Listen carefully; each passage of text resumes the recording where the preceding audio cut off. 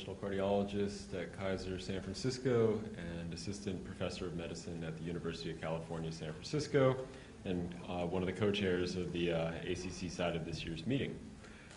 With us today, we have presenters from the last late-breaking clinical trial session, and we are going to hear from each of the investigators regarding their respective trials first, and then open the floor to questions afterwards. There's a microphone in the center hallway. Please use that when you queue up to ask questions. So first we're going to hear from Dr. Yolinda Mahili, who's the Director of Clinical Research and Data Coordinating in Intracoronary Stenting and Atherothrombosis Research Center, the ESAR Center, at the German Heart Center in Munich, Germany. She'll be discussing the trial long-term outcomes after the use of drug-eluting stents and bare metal stents for the treatment of saphenous vein graft lesions, results of the ESAR CABBAGE trial.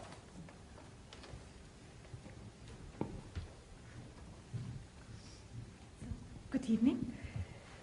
First, I want to begin with the reason why we performed the ESAR CABBAGE trial. As you know, drug-eluting stents has been proven superior to bare metal stent for native coronary artery lesions. And virtually all randomized trials comparing drug-eluting stents and bare metal stents have excluded lesions located in saphenous vein grafts. There are two small randomized trials comparing drug-eluting stent and bare metal stent for lesions located in saphenous vein grafts, and these both trials have shown conflicting results. But the total number of patients included in those trials is 160 patients, so it's very small to evaluate clinical endpoints. Thus, the aim of the ESAR CABBAGE trial was to have a study adequately powered for clinical endpoint and to compare drug-eluting stent and bare metal stent.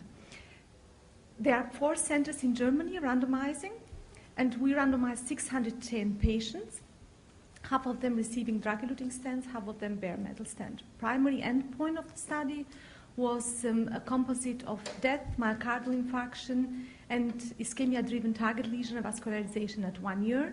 There was 4 secondary endpoints: all-cause mortality, definite and probable stent thrombosis, target lesion vascularization, myocardial infarction, all of them at 1 year.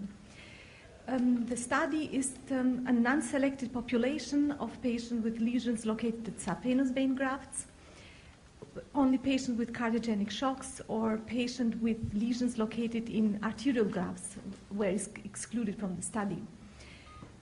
According to the baseline characteristics, the population had a mean age of 70 years. 15% of them are women, 40% diabetics, and more than 50% of them had a history of myocardial infarction. Important is that the age of the saphenous vein grafts was 13 years.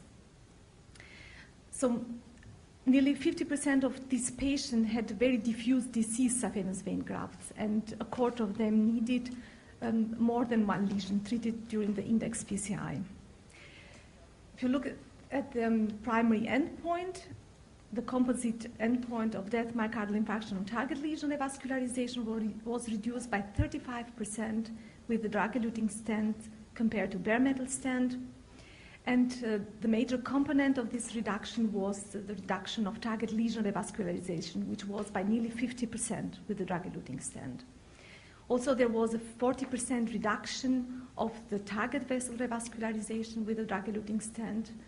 And when we see the safety parameters, stent thrombosis rate, definite and probable stent thrombosis rate at 1 year was 0.7% with both stents. Mortality at 1 year, all-cause mortality was only 5%, no difference between both stents, and the same can we say for death and MI rate. So in conclusions, drug-eluting stents are superior even in this high-risk population with lesions located in saphenous vein grafts, and this superiority was largely determined by the reduction of target lesion revascularization.